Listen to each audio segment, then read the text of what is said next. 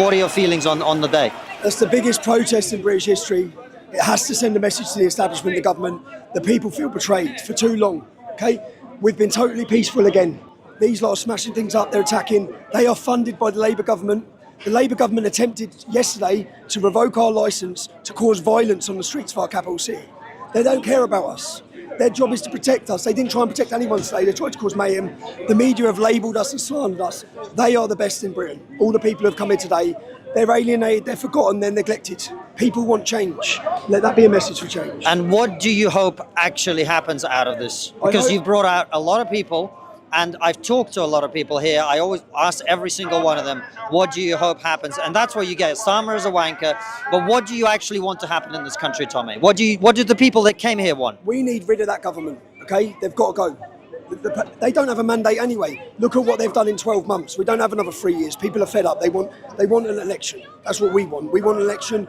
We want rid of them. And also, I truthfully believe that these numbers on the streets of our capital city will give courage to people to speak up, which is what's needed. People need to stop being afraid. Just don't care about the labels or the smears. No one cares anymore. We are at a crossroads in our country's future, okay? Our women are not safe. Our children are not safe. They are not working for the interests of the British public. It was shown last week what they've done in Epping. They don't care about the British public. We want a government who care about British people first. That's it. Look, what was the diversity of our crowd like? It's a diverse mix of people who are proud to be Britain. And at the same time, when we say unite the kingdom, there's growing sentiment against mass immigration. We want to unify all of the great community that have come to Britain and bring them together. They want to divide us, yeah? We hope that this is the spark of a cultural revolution. I believe right now we are witnessing a cultural revolution in Britain. Final question. There was a beautiful moment celebrating and mourning at the same time Charlie Kirk's assassination. I think everybody was horrified by what happened. Did you, walking on there tonight, did you fear for your life? I fear for my life for the last 15 years. But you know what I fear for more? I fear for the entire next generation of our kids. They're going to lose their safety, they're losing their freedom. I fear for the future of our country if we don't bring change. So Charlie Kirk, even if it was my life, it's one life. This isn't about individuals, there's an entire country that's in danger. So it's time. The time is now. There's never going to be a time like this again. Because we won't win in 10 years. We won't win in 10 years.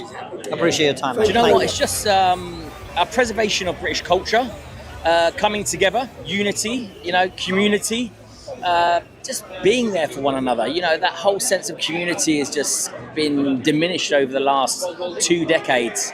And it's just showing that when we have had enough, when we are frustrated, when we're angry, that we can come together peacefully, unite, and show that we're here to stay. It's one of those things. I was walking through just a minute ago, and I've walked through London so many times.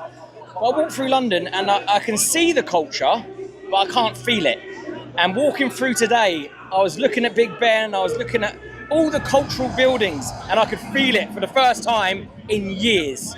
And it's just that British culture. It's about bringing that British culture back, being proud of it, and being proud of our nation and of our country.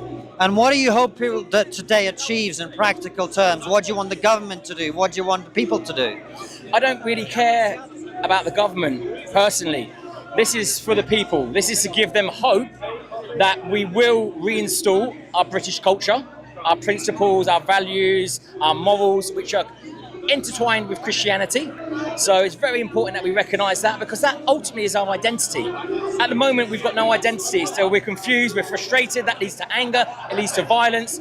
We want to make sure that doesn't happen. We want to avoid that at all costs. So it's about re-establishing British identity. It's about being proud of it as well, and hopefully bringing everyone together. We can look around and go, do you know what? We've taken our eye off the ball. We've been a bit complacent with our culture. We've been a bit complacent with each other, and hopefully it brings us together and get out that message of unity is what's needed to save this country. Yeah, and I really appreciate you talking about unity and peacefulness, because that is very important. And that was, if I'm being honest, my worry, that when you get a lot of people together, people are drinking from an early, etc. Are you worried about that? Are you hopeful that we don't see any of that? Well, you're always going to get some of that, the overexcitement, especially once you've had a few, but it's not about that. This is we're here for each other, so it should be super peaceful, because we've all turned up to be here for each other, to unite and to have fun, but also the message, the power of unity, the power of being present together. and experience that British pride, holding up those flags. That's who we are. That runs through our blood, that's in our DNA. It's about time that we brought that back to the forefront of everything that we do. Appreciate your time, man. Thank you. 150,000 voices roared through the streets of London and the political class trembled. This wasn't just another protest, another weekend spectacle for the cameras. This was a declaration of war against a government that has lost the trust of its people. Tommy Robinson, standing before the sea of flags and banners, tore into Britain's so-called leaders with a fire that Westminster hasn't felt in decades. He called it plain and simple: the Labour government must go. No excuses, no delay, no more hiding behind empty promises. And the crowd? They cheered, they screamed, they demanded change, louder than Parliament has in years. Britain is standing at a crossroads, and Robinson made it clear this might be the last chance to turn back before the nation loses itself completely. The numbers don't lie. 150,000 patriots marching in unity across the capital city is not a fringe movement, as the establishment media smugly labels it. This wasn't a handful of agitators causing trouble. This was families, workers, mothers, veterans, young people who've had enough of being silenced. And yet, what did the government do? They tried to revoke protest licences. They tried to paint ordinary citizens as criminals. They even stood accused of funding chaos on the very streets they're supposed to keep safe. Who exactly are they protecting? Certainly not the British people. Robinson didn't mince his words. Their job is to protect us. They didn't protect anyone today. They tried to cause mayhem, and the crowd nodded because they've lived it. They've seen the betrayal up close. And here's the bitter truth. Labour has only been in power for a year, yet Britain looks more broken than ever. Inflation continues to crush working families, crime floods the streets, and perhaps most explosively, millions of people are living in this country without a visa. That's not speculation. That's the reality that ordinary citizens face every day. Children not safe, women not safe, communities not safe. And while the government should be defending its citizens, Keir Starmer's Labour is more interested in policing speech, shutting down dissent and smearing anyone who dares to raise their voice. Robinson hammered that point home. The Labour government doesn't work for the people. It works to silence them. And if you think that sounds extreme, ask yourself this. Why would they try to strip away the right to protest if they weren't already terrified of the truth? But let's not pretend this is only about permits, marches or fiery speeches. This goes deeper. This is about a people realising they've been neglected for far too long. Robinson spoke for that frustration. We want an election. We want rid of them. We want a government who cares about British people first. It wasn't just a slogan. It was the voice of a nation on the edge. And yet Starmer still clings to his chair, still preaches about unity. While behind closed doors, his advisors scramble to cover up scandal after scandal. How long can he survive this storm? How long before even his own team starts to turn against him? The most haunting moment of Robinson's address came when he spoke of fear, not for himself, but for the next generation. I've feared for my life for the last 15 years, he admitted. But I fear more for the children losing their safety and freedom. Think about that. A man constantly painted as dangerous and divisive stands on stage, fearing for the future of kids who may never know the freedoms their parents took for granted. If that doesn't strike a chord, what will? If that doesn't shake people awake, what possibly can? And so the question lingers like smoke after a fire. If 150,000 patriots marching isn't enough to break the establishment's grip, then what comes next? And if Starmer refuses to resign, how far are the people prepared to go to force change? The cracks in Keir Starmer's empire are widening, and no amount of slick speeches or media spin can cover them up. Just days ago, Westminster corridors were buzzing with whispers, emails, investigations, and hidden ties to names so toxic they should never have been near government in the first place. Yet there he was, defending his allies to the hilt in the Commons, even as the evidence piled up like a slow-motion car crash. If Starmer didn't know what was coming, then he's incompetent. If he did know and defended it anyway, then he's reckless. Either way, the mask is slipping and the public sees exactly what's underneath: a Prime Minister who would rather protect his inner circle than protect the country. Robinson's fury echoed this perfectly. He mocked the idea that Labour even has a mandate, pointing to their trail of disasters in just 12 months. We don't even have 3 years left, he warned. And isn't he right? How much more damage can Britain take before something snaps? How many more botched policies, cover-ups and failures does it take before people finally accept the truth? That Starmer isn't the strong, stable leader his party promised.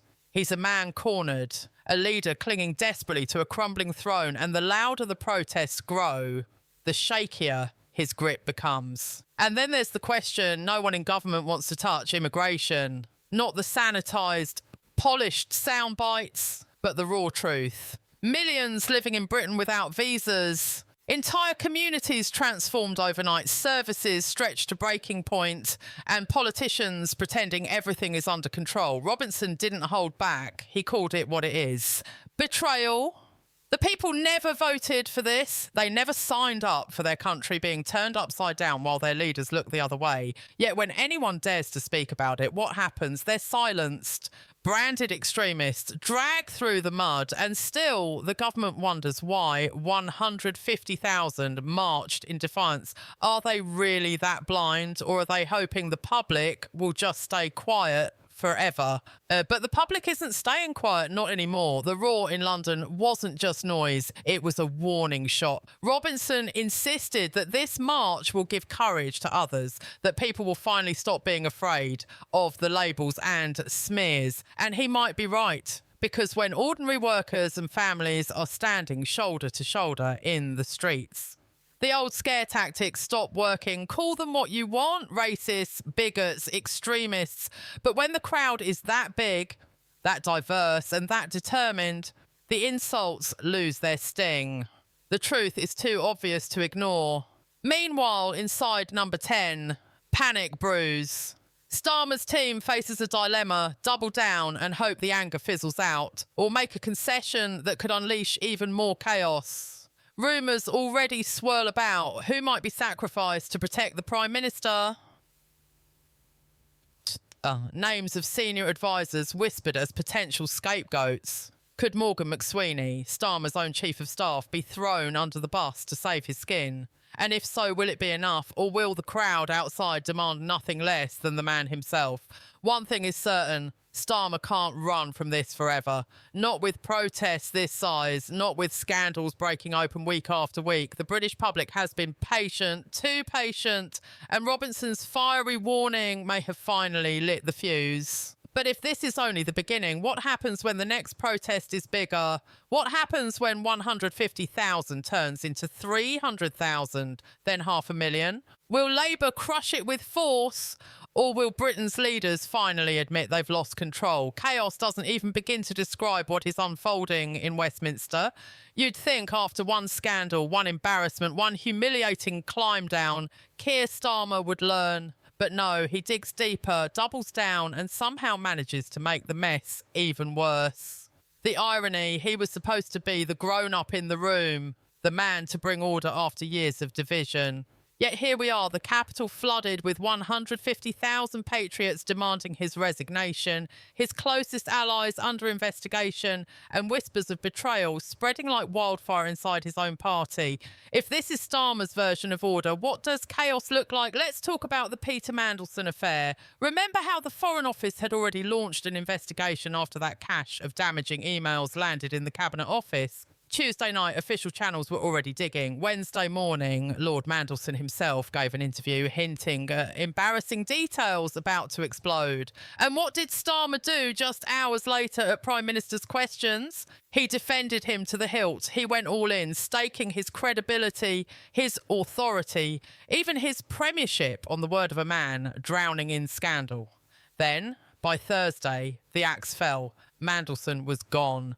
A 48-hour circus that left Starmer looking like a fool. Was this bad advice? A communications disaster, or pure incompetence? Take your pick, because none of them look good for a man who wants to project strength. And then comes the bigger question: who's really running number 10? Was Starmer genuinely in the dark about those emails, or did his inner circle choose to keep him blind? If the Prime Minister of Britain doesn't know what dirt is about to explode in the press, then what exactly are his advisors doing? If he did know and still went out there defending Mandelson, then he's not just naive, he's reckless. And if this was all a deliberate attempt by his own people to hang him out to dry, then we are looking at something far more sinister. A Labour Party at war with itself. Is Starmer the leader, or is he the hostage of his own machine? Tommy Robinson smelled blood, and he didn't hesitate to hammer the point home. Standing before that massive crowd, he sneered at the idea of Starmer holding on. "We don't have another 3 years," he warned, and the crowd roared in agreement. Think about it. How many governments in modern British history have faced calls for immediate resignation from a crowd that size? How many prime ministers have had protesters openly demand a general election less than halfway into their term? This isn't routine opposition. This is existential. And the worst part for Starmer, it isn't just Robinson saying it anymore. Everyday Brits, builders, teachers, mums, pensioners are starting to say the same. Once the ordinary voter begins to echo the words of the man they once dismissed as far right, it's game over for the establishment's narrative. And let's not sugarcoat it. The anger isn't only about scandals and cover-ups, it's about betrayal on a much larger scale. For decades, people were told that Britain's borders were secure, that immigration was managed and controlled. Yet today, millions are living in the country without visas. While ordinary citizens struggle to get GP appointments, schools collapse under pressure and housing becomes a nightmare. Who gave permission for this? Who asked the people if they wanted to carry the burden of endless migration while their leaders lecture them about tolerance? Robinson cut straight to the point. No one voted for this, and yet every time the issue is raised, the government plays the same tired trick. Smear, silence, censor. But the people are no longer afraid of labels. Racist, bigot, extremist. The words have lost their power. When hundreds of thousands gather in defiance, the smears sound like background noise. Even the media, usually quick to shield the government, is struggling to contain the story. They call it the largest protest in modern British history, but still try to frame it as dangerous, divisive, fringe. Really? Is 150,000 ordinary citizens in the streets of London fringe? Is a movement that brings together young and old, black and white, Christian and Muslim, working class and middle class somehow extremist? Or is that just the establishment's last desperate card? Thrown on the table because they've run out of arguments? At some point, the label game collapses under its own weight. And when it does, what's left for Starmer? Nothing but the raw reality of a country that doesn't believe him anymore. And then, of course, there's free speech, or what's left of it under Labour. Robinson accused Starmer of completely stifling debate, of choking off the very freedoms Britain was once proud of. And here's the irony. The more the government tries to silence him, the louder his voice becomes. They drag him through the courts, they censor him online, they paint him as the villain. And yet here he is, commanding 150,000 in the streets, while Starmer hides behind Downing Street gates. Who's really winning this battle? Starmer's defenders will tell you he's steady, pragmatic, sensible. But look at the facts. In 12 months, his government has faced scandal after scandal, policy failures piling up, public trust collapsing, and now the largest protest the nation has seen in living memory. Is this what steady leadership looks like? Or is this the slow-motion collapse of a man hopelessly out of his depth? And more importantly, how long can Labour MPs keep defending him before they start asking the obvious question, is it time to cut him loose? Behind the scenes, knives are being sharpened. Some whisper that Rachel Reeves, ever ambitious, could position herself as the responsible replacement. Others eye West Streeting, hoping a younger face might calm the storm. But let's be honest, does swapping one Labour face for another really solve the problem? Or is the entire party so rotten, so disconnected from ordinary people that no leader can save it now? That's the gamble Labour faces. Remove Starmer and they admit their project is failing. Keep him and watch the anger grow. It's a lose-lose scenario and the protesters outside know it. And here's the final brutal reality. This isn't going away. Robinson made it crystal clear. This is a cultural revolution. Whether you like him or loathe him, the phrase stuck. because revolutions don't wait for election cycles and they don't politely ask for permission. They erupt, they build, they overwhelm, and Britain is standing at that very edge. If the government continues to dismiss 150,000 as irrelevant, what happens when it becomes 500,000? 1 million? Will Starmer still sneer and insist he has things under control? Or will Labour's grip shatter under the weight of the very people it was meant to serve? One thing is certain, Starmer is running out of time, running out of allies, and running out of excuses. The clock is ticking, the pressure is mounting, and the people are restless. The only question now is whether he steps aside before the dam breaks or whether Britain will have to tear it all down themselves. But here's the real suspense. If Robinson and his supporters have already shaken the foundations of Westminster this March with one march, what happens when they take the fight further? What happens if the next step isn't just protest, but political takeover? Starmer thought he could silence critics by controlling the narrative, by stamping down protests, by censoring dissent. But the louder he clamps down, the louder the roar from the streets becomes. 150,000 patriots showed that Britain hasn't lost its backbone. They showed that fear of labels, fear of smears, fear of punishment has finally worn off. The establishment has always relied on fear to keep the people in line. But what happens when the people stop being afraid? That's the nightmare keeping Labour strategists awake at night. The demand is crystal clear. Starmer must resign and Britain must hold a general election now. No more waiting 3 years for a broken system to limp along. No more excuses, no more delays. The people want change and they want it yesterday. Robinson called it the spark of a cultural revolution, but even that may be an understatement because revolutions don't just spark. They spread. They ignite hearts, they topple governments, they rip down the old order and build something new in its place. Britain, for the first time in decades, feels that possibility pulsing through the streets. But let's not kid ourselves. The establishment won't hand over power quietly. They never do. They'll smear, they'll lie, they'll threaten. And if all else fails, they'll unleash the full force of the state to crush dissent. They've already tried revoking protest licences, already turned a blind eye to chaos on the streets, already painted patriots as criminals. So what happens when the next march grows even bigger? Will they send in riot squads?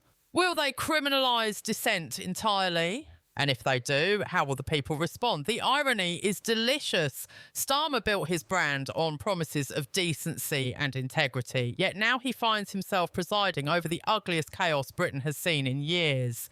His ministers flounder, his advisors panic, and even his allies whisper that the game is up. The media, once loyal attack dogs, now struggle to defend him without looking absurd.